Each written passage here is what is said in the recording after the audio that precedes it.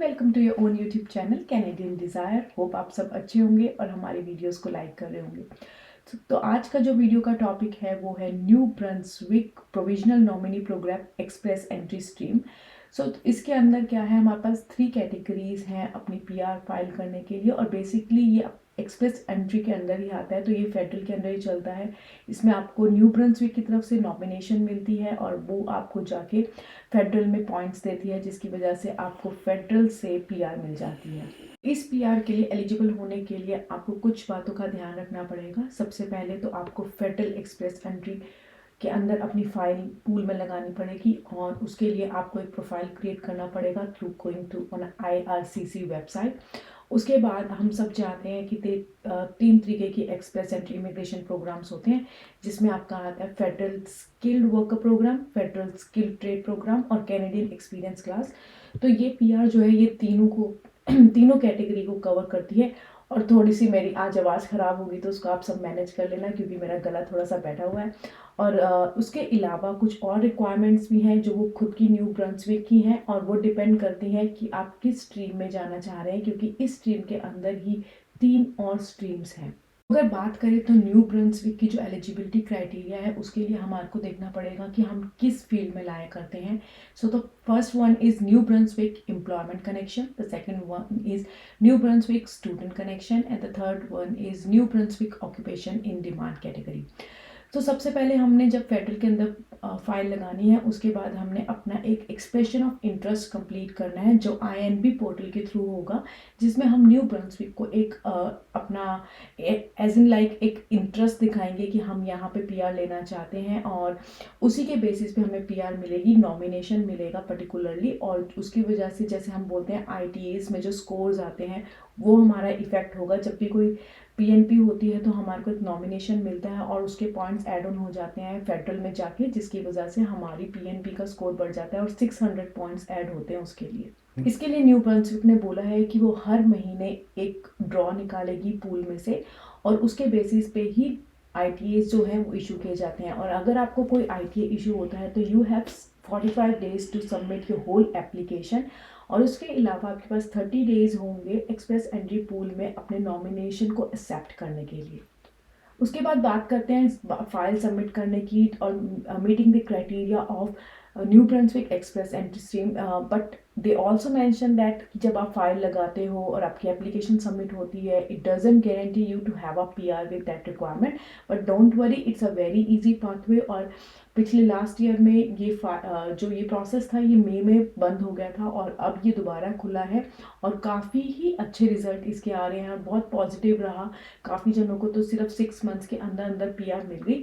तो it's a great opportunity. अगर आप न्यू ब्रंसविक में हैं और आपने यहाँ से पढ़ाई करी या फिर आप यहाँ पे जॉब भी कर रहे हैं तो आपको इस पाथवे के थ्रू बहुत ईजिली PR मिल जाएगी। So now I am gonna start with the first pathway जो है हमारा स्टूडेंट स्ट्रीम पाथवे। इसके बारे में मैंने पहले भी अपनी कई वीडियोस में जिक्र करा है। तो सबसे पहले इसमें क्या होता है कि आपकी जो स्टडी है आपने न्यू ब्रंसविक से कंप्लीट करी हो, चाहे वो मास्टर्स हो या बैचलर्स हो या फिर आपका कोई भी डिग्री या डिप्लोमा हो। द कंडीशन इज जो प्रोग्राम है वो 1 ईयर का होना चाहिए और इसके अलावा या तो आप लास्ट सेमेस्टर में हैं तब भी फाइल कर सकते हैं या फिर आपने रिसेंटली विद इन 6 मंथ्स अपनी स्टडीज़ कंप्लीट करी हो तो you are good to go to file PR in this stream itself. So इस स्ट्रीम की कुछ अपनी कंडीशंस हैं।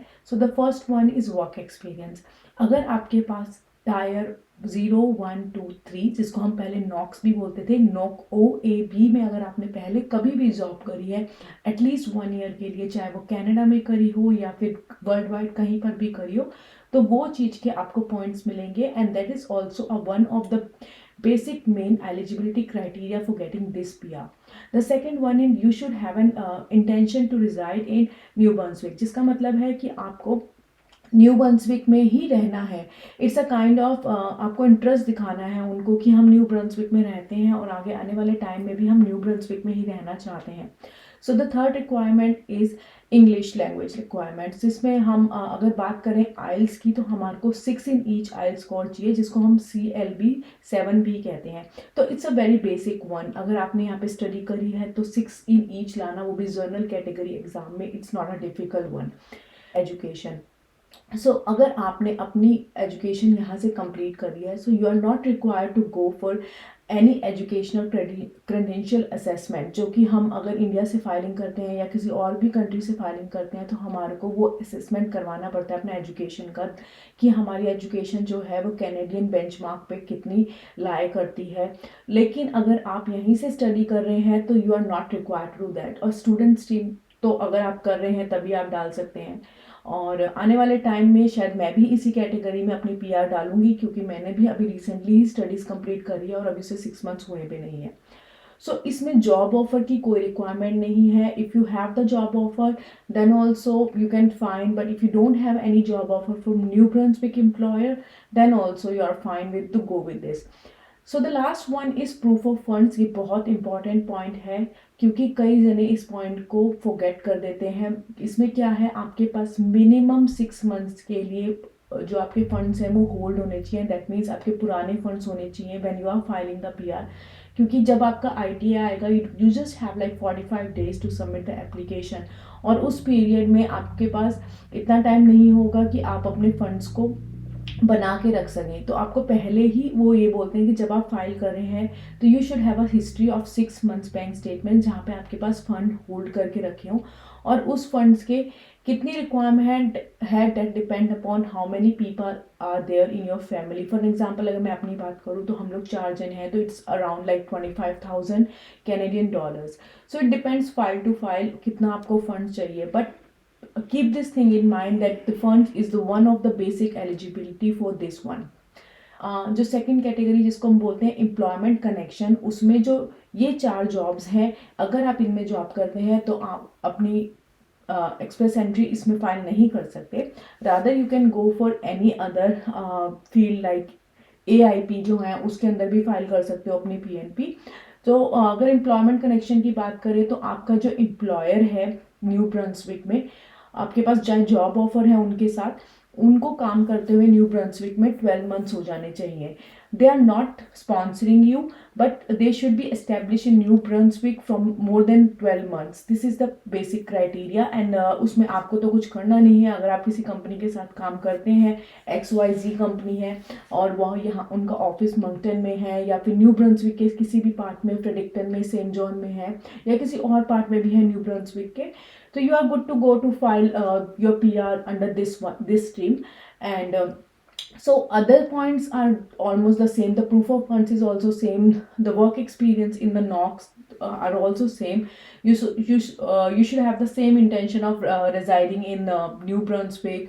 एंड देन जॉब ऑफर का मैंने आपको बता ही दिया, इसमें एक एक्स्ट्रा पॉइंट है। तो जॉब ऑफर और स्टूडेंट स्ट्रीम दोनों में बस यही डिफरेंस है कि स्टूडेंट स्ट्रीम में आपने अपनी एजुकेशन यहाँ से कंप्लीट करी हुई होनी चाहिए, और जो आपका एम्प्लॉयमेंट स्ट्रीम है उसमें आपकी जो चेंजेस हैं वो ये हैं कि आपको एक जॉब ऑफर होना चाहिए जो आपको यहाँ के एम्प्लॉयर से होना चाहिए, जो 12 मंथ्स पुराना हो। थर्ड कैटेगरी है वो है हमारी occupation in demand connection express entry programme. ये थोड़ा सा डिफरेंट है, क्योंकि ये जो है इसमें आपको फेडरल के अंदर फाइल लगानी होती है, और ये जो होता है ये डिपेंड करता है न्यू ब्रंसविक की लेबर मार्केट शॉर्टेज पे।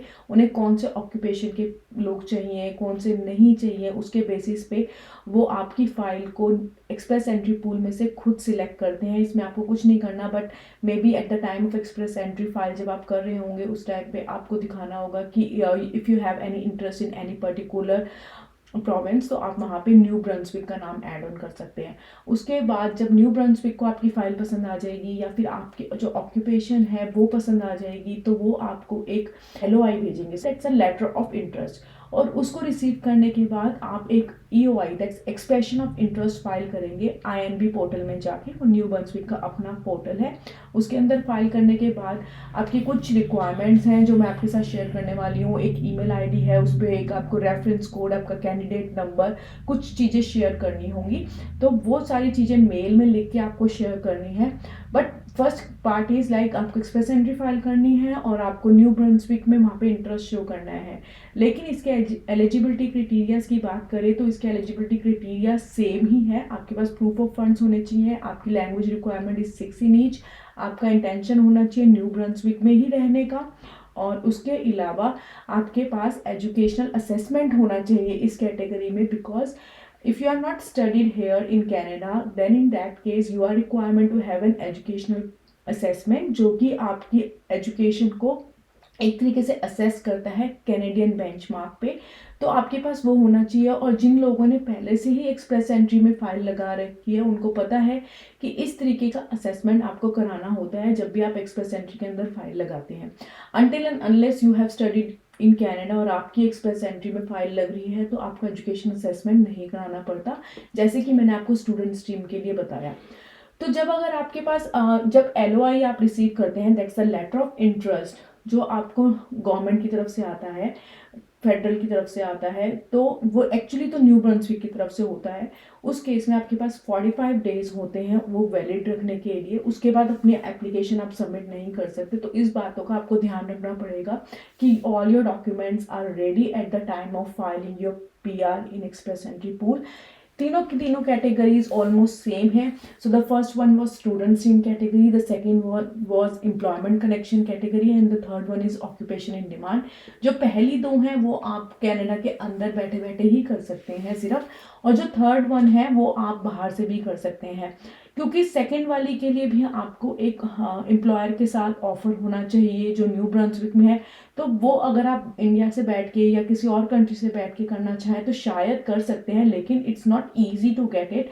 आई नो, मैं भी इंडिया में जब थी तो मैं अप्लाई करती रहती थी, बट बहुत मुश्किल होता है किसी एम्प्लॉयर के साथ यहाँ पर जॉब कनेक्शन लेना जब आप किसी और थर्ड कंट्री में बैठे हुए हैं, particularly going for the express entry stream. But otherwise बात करें तो अगर आपने यहाँ से जॉब, अगर आप यहाँ पर हैं, आपने यहाँ से स्टडी कंप्लीट कर ली है, आपके 6 मंथ्स ओवर हो चुके हैं, तब भी आपको इस बात में वरी करने की ज़रूरत नहीं है कि अब मेरे 6 मंथ्स हो गए तो मैं स्टूडेंट स्ट्रीम में नहीं जा सकता। आप एम्प्लॉयमेंट स्ट्रीम में जा सकते हैं। आप अगर यहाँ पे जॉब कर रहे हैं तो you are good to go for the employment stream. उसके बाद अगर आपको लगता है मेरी ऑक्यूपेशंस इन डिमांड में हैं तो उसके अलावा भी PNP आपको खुद सिलेक्ट कर लेगी। तो आपको इस बात में सोचने की ज़रूरत ही नहीं है कि मैं किस स्ट्रीम में जाऊँ। तो first one is go in the express entry, file your case over there in the pool and then wait कि आपको न्यू ब्रंसविक की तरफ से अपने आप ही कोई इनविटेशन आ जाए अप्लाई करने के लिए। और जब स्टूडेंट स्ट्रीम होगी तो वो बहुत ही इजी पाथवे है। आप अप्लाई करेंगे, then you get the nomination, nomination आएगा तो आपकी फाइल्स जाएंगी, सारी डॉक्यूमेंट सबमिशंस होंगे। तो आपको अपने डॉक्यूमेंट्स पहले से ही रेडी करने होंगे, अपने प्रूफ ऑफ फंड्स पहले से ही रेडी करने होंगे। आइल्स द बेसिक क्राइटेरिया, आप अपनी एक्सप्रेस एंट्री फाइल ही नहीं कर सकते बिना आइल्स के, और उसके लिए रिसेंटली मैंने भी आइल्स दिया है। और बात करें तो इतना ज़्यादा स्कोर भी नहीं चाहिए, जैसे मैंने आपको बताया 6 ही नहीं चाहिए। तो अगर आप न्यू ब्रंसविक में ऑलरेडी हैं या फिर आप प्लान कर रहे हैं न्यू ब्रंसविक आने का, तो this is a good opportunity. And ये जो स्ट्रीम है ये खुलती रहती है, बंद होती रहती है। लास्ट जो ये बंद हुई थी मई में बंद हुई थी, और इसकी एक स्ट्रीम ऑक्यूपेशन इन डिमांड नवंबर में खुली थी, और उसके बाद प्रिडिक्शंस हो रहे थे कि शायद अर्ली 2023 में ये वापस खुल जाए। तो ये अभी खुली है लास्ट मंडे को ही, और अभी ये नहीं पता है कि ये कितने टाइम में दोबारा बंद हो जाएगी। बट पहले उन्होंने ऐसा कुछ शेयर नहीं किया था कि they gonna have like monthly kind of drawers, but अभी ये नई चीज़ ऐड करी है कि हमारे ड्रॉज जो है मंथली बेसिस पे होंगे। ये उन्होंने कुछ नहीं बताया कि कौन क्या उनकी एलिजिबिलिटी क्राइटेरिया रहेगी उस ड्रॉ में आपका नंबर ऊपर नीचे होने में। But they do have certain points जो आप कैलकुलेट कर सकते हो, that is basis on your age, आपकी एजुकेशन, आपके काफ़ी सारे फैक्टर्स हैं, लाइक आपने यहाँ से पढ़ाई करी है, आप यहाँ पे रह रहे हो, आपके हस्बैंड का क्या स्कोर है आइल्स में, या फिर आपके हस्बैंड के पास यहाँ पे जॉब है कि नहीं है, आपके पास जॉब है कि नहीं है। तो वो काफ़ी सारे पॉइंट्स मिला के अगर हम बात करें तो ये अब single person can individually around around 70 points. वो काफ़ी अच्छे होते हैं आपकी PR लेने के लिए। और मेरे को कुछ ही रिसेंटली फ्रेंड्स ने भी बताया कि उनके जो ITAs आए थे स्टूडेंट स्ट्रीम PR के अंदर, स्पेसिफिकली बात करूँ तो वो विद इन 6 मंथ्स थे PR cards in their hand. So ये बहुत अच्छी बात होती है, और स्पेशली व्हेन अभी PRs बहुत डिले हो रही हैं और न्यू ब्रंसविक इज लाइक कहते हैं ना बांट रहा है PRs, तो हम उस चीज़ का फ़ायदा क्यों ना उठाएं।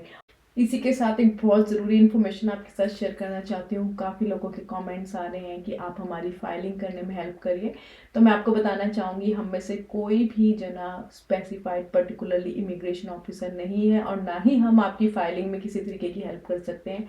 अगर आपको कोई हेल्प चाहिए तो do hire particular specific immigration officer and try to find in Canada itself. बट अगर आपके पास इंडिया में भी कोई ऑप्शन है या फिर अपनी कंट्री में भी कोई ऑप्शन है तो आप वहाँ से किसी को भी हायर कर सकते हैं। हम आपकी इस पर्टिकुलर टॉपिक में कोई हेल्प नहीं कर पाएंगे। मैं आपके साथ वही इन्फॉर्मेशन शेयर करती हूँ जो मैंने खुद रिसर्च करके गैदर करी होती है, या फिर मुझे लगता है कि ये आपके लिए हेल्पफुल है। और उसके अलावा आपके कोई भी क्वेश्चंस हैं या आपके पास कोई भी सजेशंस हैं अपकमिंग वीडियोस के लिए, तो do comment to us and keep like and subscribe to our YouTube channel, and thank you for watching our videos.